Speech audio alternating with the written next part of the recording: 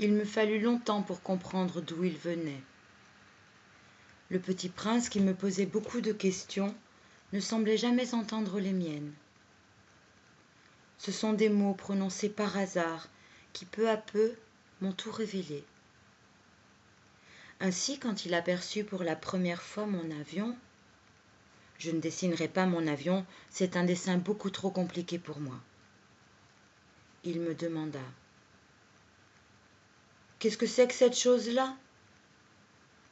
« Ce n'est pas une chose, ça vole, c'est un avion, c'est mon avion. »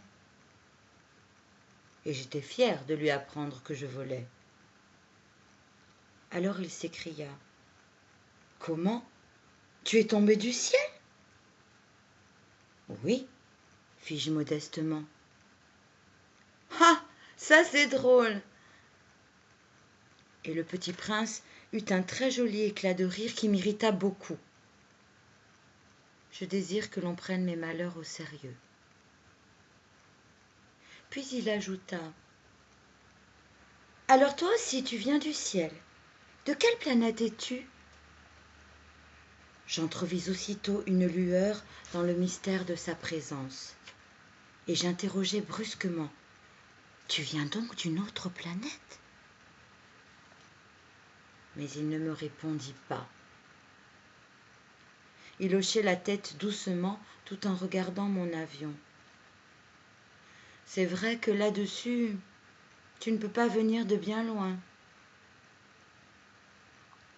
Et il s'enfonça dans une rêverie qui dura longtemps. Puis sortant mon mouton de sa poche, il se plongea dans la contemplation de son trésor. Vous imaginez combien j'avais pu être intriguée par cette demi-confidence sur les autres planètes. Je m'efforçai donc d'en savoir plus long. D'où viens-tu, mon petit bonhomme ? Où est-ce chez toi ? Où veux-tu emporter mon mouton ? Il me répondit après un silence méditatif. Ce qui est bien avec la caisse que tu m'as donnée, c'est que la nuit, ça lui servira de maison.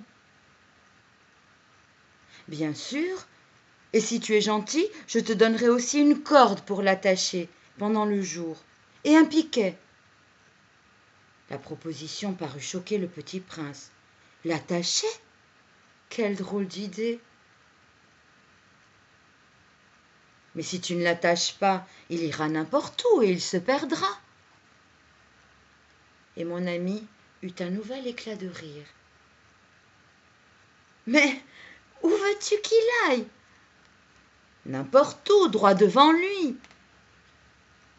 Alors le petit prince remarqua gravement. Ça ne fait rien, c'est tellement petit chez moi. Et avec un peu de mélancolie peut-être, il ajouta: droit devant soi, on ne peut pas aller bien loin.